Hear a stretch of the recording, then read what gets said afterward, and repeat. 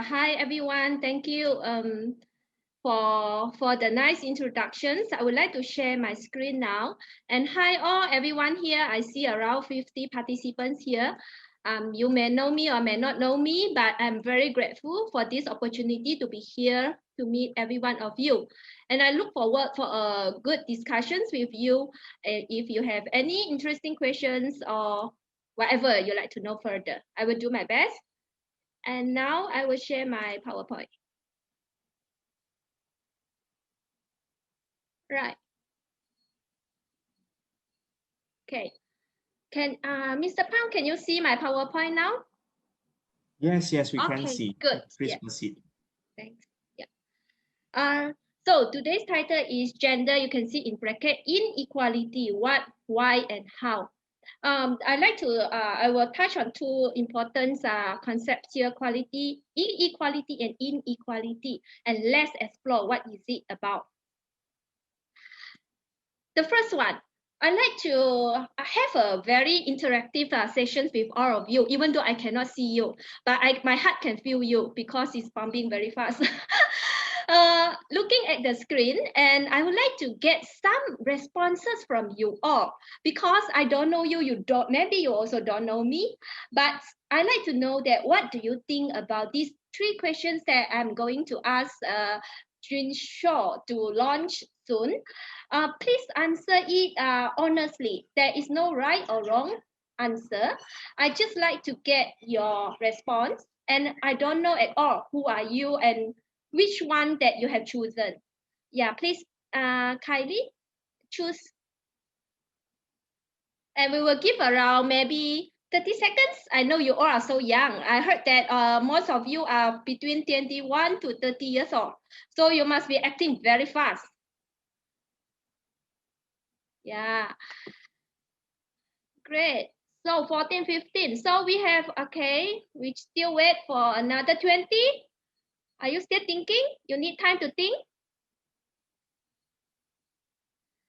Yeah, another 20 more participants. Just relax. This is such a relaxing afternoon that we can learn together. So I don't expect that you to be feeling heavy about this session. If so, please also raise your hand so that I will be alert. Okay, so we have 29, 30, still got 10 more. I think I will take another few 30 seconds to get all of your responses. 28% already voted. 28, 78, so 33. So already 1 minute. I give another 30 seconds, yeah? So, no, 15 seconds. Those that who have not responded to this poll. All right. Can I have Jin Shaw? Do we want to any 80% already voted? Okay. Can you share results? Everybody can see the results. Mr. Pang, can you? Yes, we can see the result. Okay, good. So everyone, let's look at this. The first question: would you consider yourself as a feminist? Wow, this is interesting. I have 30%. Yes, I am. Yeah. And 45%, half of you, no, I'm not. And the number 3, I'm not sure yet. So let's see how later, yeah? And in your opinion, the term sex and gender refer to, okay, 30 of you saying the same thing and 60% of you saying that no, different. And let's look at it again later. And I'm very surprised. Yes, all of you have heard about gender equality. That is, you make my work so easy. So then later on, you may discuss with me if you have different concept of gender equality. What is it about? So I will stop sharing results here. Thank you so much for your collaboration and cooperative. I will move on to the next slide. All right. I think this is afternoon after a heavy lunch, and Saturday should be a day to relax yourself. So I would like to share a story. So it's a storytelling time, but this story time is not for fun only. It is actually to relate what sex and gender to my personal life experiences. Although I cannot see you, but I assume that you are happy to listen to it, yeah? So I will start first. After 6 years, very tough time working on my PhD thesis. So finally, yeah, I graduated. So my mother is very proud of me. Somehow in our conversation, one time in our random conversation, she told me, well, we speak only in Mandarin because this is the only language that she can talk. Huh? And she told me that, well, it's good, but you know, it's not that good that to find a man. You know that you are highly educated, so I don't think that men can easily accepting you. All right, you know that I have this gender background. So what do you think? Do you think I will respond to my mother with a laugh, a big laugh, or I will feel very sad about it, or how? I cannot see a response. I hope that I can see you in chat, like you will say yes, laughing, or feeling very sad or angry. But you know, how do I responded to her? I feel very wise about my response many years ago. I say, well, this is not my problem. If the men feel that they are incompatible to me, it's okay. It's their problem, not my problem at all. So, but my highlight here is not about how I responded, but my highlight here is about how the society, they see that you, me, I mean, my mother, for example, the gender stereotype on earth, like me biologically as a daughter, and even though I received so much education, but the society might not accept me as highly as compared to a man with high educations. I just like to highlight this gender stereotype. Then I would like to go on to the second slide, because I like to, of course, many of you, 30% of you saying that gender and sex is same. And some of you say, no, it's different. Let us find out now whether it is same or different. Right, you can see here, gender here, it means it's a socially constructed process, yeah? It is not like you just, you're born with it. It is a stereotype, as I mentioned just now, and expectations on you based on your sex, for example, as a female, as a daughter, and it can be learned and can be unlearned, and it can be changed. For example, in the past, women are not supposed to receive high education, but nowadays you are encouraged. But still, the stereotype on you still feel like, even though you are highly educated, but maybe you still need to know how to cook, you know, so that you can make a lot of food for your family. But in different societies, they have different expectations on women. And sex is just the biological differences, which means something that you are born with. So I hope your understanding on these two concepts are clear now, which means gender is one thing, sex is another thing. So these two cannot be mixed up, but they are closely related. And the example is how my mother see me biologically as a daughter, but she knows that the society's expectations on me is different, even though I am highly educated. Then you may ask, so what? I know about gender and sex, so what to do with me? Well, reflect on your life, your personal life. What kind of experiences you have about your educations, about your family, and so on. I would like to invite you to the next slide. But before next slide, I also ask you a question about whether you think that you are a feminist, right? I think this is really interesting because very different responses I received from all of you, and I'm very excited about it because I'm going to share another follow-up story about my mother. You may be surprised. I consider my mother as a feminist. Well, you will ask, how come your mom is so traditional thinker? But no, I must tell you that my dream to study in Germany, and is something that she strongly encouraged me to do so. And she reminded me again and again, this is your dream, go for it and do it. She never asked me to stop chasing my dream. So I certainly think that she understands that only education can change the life of her daughter. So, and she knows that this is my right to receive education and as much as I like. And you may also think, so what to do again with me? Feminist or not, it doesn't matter, right? You may think like this way, but I would like to give you another example. For example, many of you could have maybe your niece, or maybe you have a sister, maybe you have a sister-in-law, mother. Of course, you all have, no questions about it. The point is, imagine one day your sister returned from work and tell you that, brother, or sister, I want to tell you something. My boss said that I'm promoted to be manager, but somehow he told me because I am a woman, I may receive less salary compared to a man who may get the same higher salary if he is promoted. What do you think? Do you think that you can just accept it happily, like, that's true lah, because you are female ma, you should receive less salary? Or you will be like jumping up, what? How can it be? This is modern era, you know. You shouldn't accept that. You must challenge your boss. Well, think carefully. Which is your response? Will you stand up, get angry, or even encourage your sister to talk, to negotiate, to challenge your boss? If you fall into the second one that I mentioned just now, that you ask her to do something, don't just accept it. Can I kindly tell you, dear, you are feminist. Why? Because feminist is someone that they do not just simply accept what is happening to them. They know they want to change the situations. They want to act because they know that this is not fair to them. Not only to them, maybe to their family members, for example, sister, brothers, and so on. So I'd like to give you a quote from these authors that I like.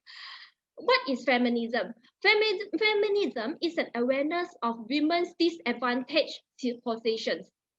Here can be used interchangeably, exploration and operations of subordinations in society, at work, and within the family, and conscious action by women and men to change these situations. Highlight here. See here that you are conscious. You take conscious actions by men and women. So feminist doesn't mean that you must be a female, you must be a woman. And it doesn't mean that if you are a woman, then you are a feminist. It really depends on whether you have these conscious actions, whether you are aware of women's disadvantaged position, and whether you really want to change the situations. By changing here, I don't mean you have to go to protest and get jail. No. I'm just saying that you know your rights and you agree with women's rights for education, right for employment, and so on. I couldn't see your responses. I couldn't see how you look after listening from me till now, but I assume that you are okay with me, still can continue with me. So I will go on. So I'm from now until now, I have clear. I hope I have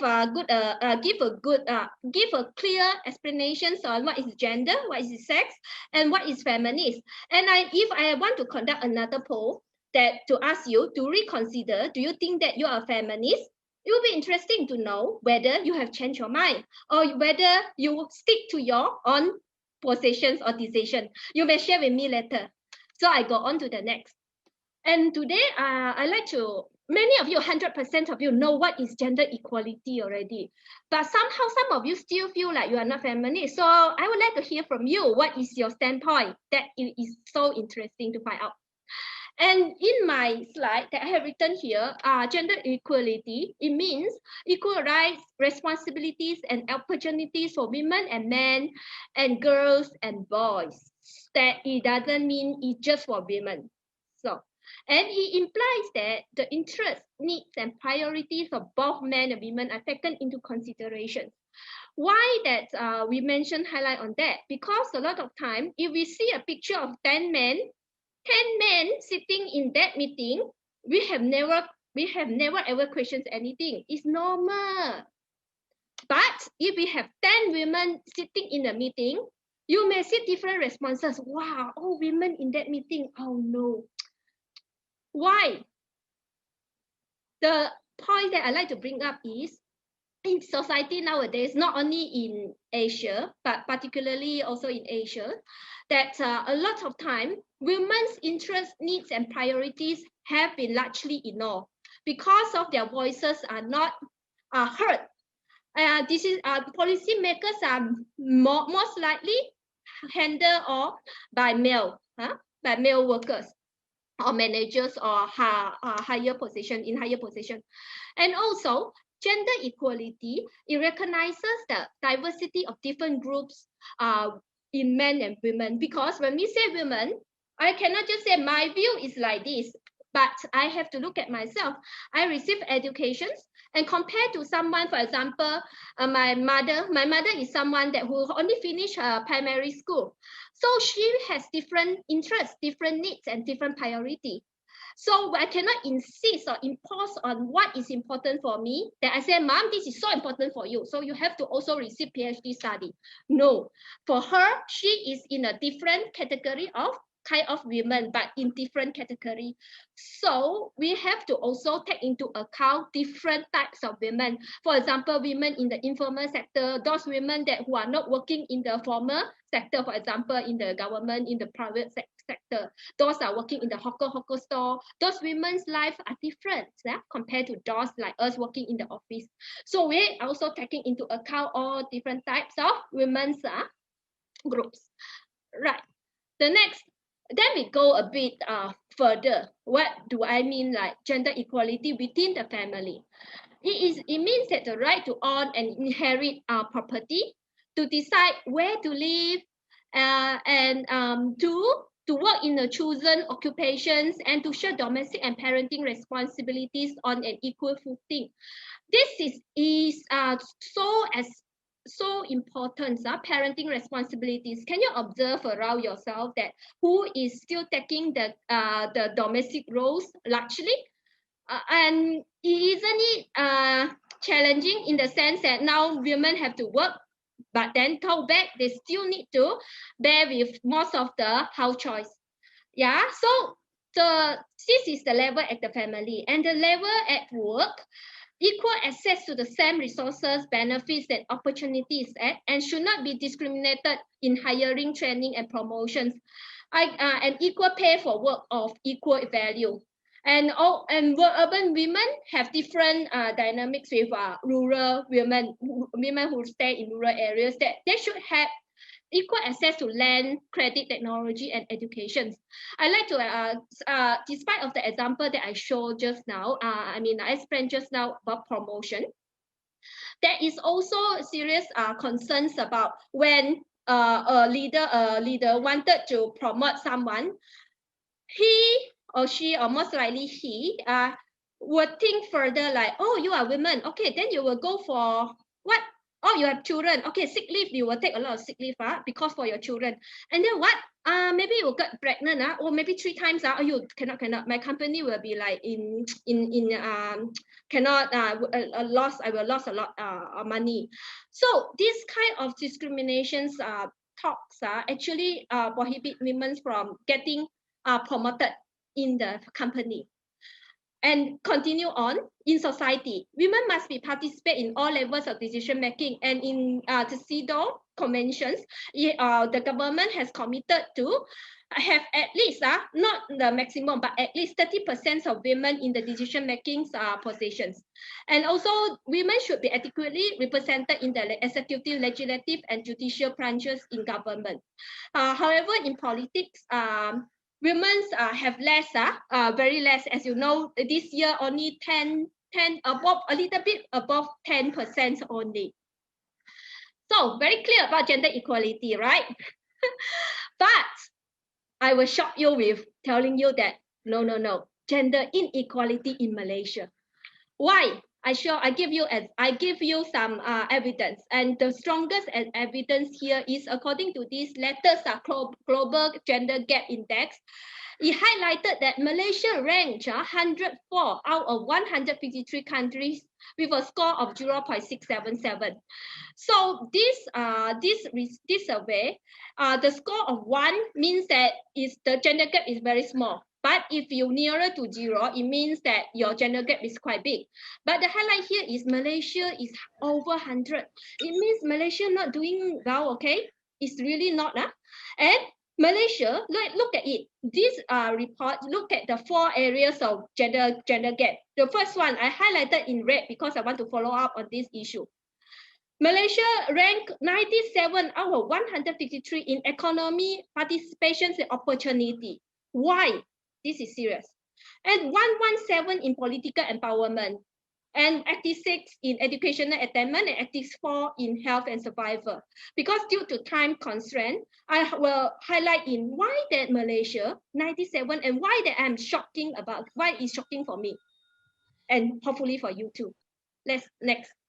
You see that this for the university, primary, secondary, and the tertiary level, you see that women have a high percentage of enrollment until tertiary 50.3%. So it means that Malaysian women are very potential. They receive education, but, and you'll see again here, public university in Malaysia in 2017, sorry, not updated until 2020, but still available. I mean, still relevant, this statistic. That you can see here, keluaran, like we have 77,000 of female students graduated. You know, this means the talents, so much of talents is out in the market. But look at here. In the labor force participation by sex, men and women, you see that Malaysia here only recorded 54.7%. Where are those 40% of women? Where are they?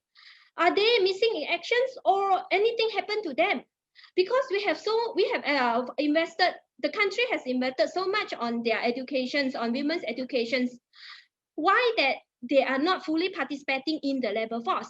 And again, look at your right side. Yeah, you see that in the country, compared to our neighboring countries, Singapore, Thailand, Japan, look at this side here. They have labor force of participation of women are higher, much higher than Malaysia. So you and Thailand and or USA, UK, I mean Australia, Japan, but compared to Thailand, even we are lower. So this is a serious question, isn't it for you also a serious question? Because many of you fresh graduates, where are they? Where are you in the future? Let's look at the next slide. And if you look at this slide, also in 2017, you will see that a drop. Women's in the labor force when they are 25, like you. First, after graduation, you will enter into labor force, and then you will work hard, earn for your future, for your dream, realizing your dream. At 34, oh no, I have to go back to my family. I have to leave my job. Why? Because of research show that because of family commitments, then women are expected to take care of the elderly, the children. And also the company do not give flexible working hours for them because women need to are multitasking. So then they have to leave in order to cater for the family's needs. And I may also highlight here, for instance, even though we have high percentage of female graduates in tertiary, in undergraduates, but when you look at the statistic, when they go further for master and PhD, the number is getting lower and lowest. So it means that the support for women to access to join the labor force have not been fully responded by the employers and also by the government. Next, this issue we must even this is another issue on not on the labor force, but another issues that I also like to highlight here. We all know that we have these 3 months of MCO, and during MCO, what happened to women? And report the statistics that showing that women experience more gender-based violence when they are confined to their family. Confined to their family sphere. The private sphere. What is gender violence? Gender GBV here? It means the violence could be physical, sexual, verbal, emotional, tricks, economy, or economic educational deprivations that directed at individual based on his biological sex, and which it can be happened in the public or in the private. And you look at these domestic calls received by Thailand Casse, this is by the Ministry of Women, that you see here in from March 18, the numbers has been increased to 300 over, and May the highest 420, and then slow down to June, because 11 June we can come out from our house, we can movement is available, is allowed. So this showing that women even are not safe at home, and this is Malaysia. And those who can access to telephone calls, who can make call, are those that who are still available, are capable. Still have this access to technology. Can you imagine those that who cannot access to technology, who don't have money to to pay for their phone call? Next, still on this GBV. And you see this is from NGO. It shows that women are experiencing different types of GBV. And the more serious one is the intimate partner. This means that family violence. So you can see here, still the same. April is so high. April, May, June, and continue on to July. This is just to give you some ideas that even under the COVID-19, women's life are not getting, it's getting worse. Right. Then you may ask again, I am curious, in this modern era, we can easily access to technology, and what's wrong? Why that majority are women? So what anything wrong with women? No, there is nothing wrong with women, but there is this power inequalities between women and men. GBV is a GBV of sexual violence is a manifestation of power relations. Because of women lack of power, more vulnerable, occupied insecure positions, and they are less assertive as women have been socialized to suffer in silence. So these are the root cause of why that majority of women are still the victims of sexual harassment, that which I will talk a bit more later in the next slide. But Mr. Pang, can you remind me how many minutes I have? Time's up. Time's up. Really? Serious? Yeah. Yeah, really. Okay, give me you can just recap everything. Okay, wrap up. Okay, thank you. Yeah, just wrap up. So, okay, last 3. All right. So sexual harassment is something I would like to also touch on, but I just highlight that the research show that sexual harassment not only happening in the public area, but also in university. And the research that conducted in USM, it shows that high numbers of incidents in the university. And also the reasons research also show that 79% involved victims who were women. You can see that a lot of them are women. Okay. The next concluding remark that you can read here, gender equality is a basic human right, and it is even stated as one of the objectives in the United Nations Universal Declarations of Human Rights. And both male and women should receive recognitions, equal treatment and opportunity in social, economy, and other aspects of society. I welcome your questions and look forward for a fruitful discussion. Thank you so much.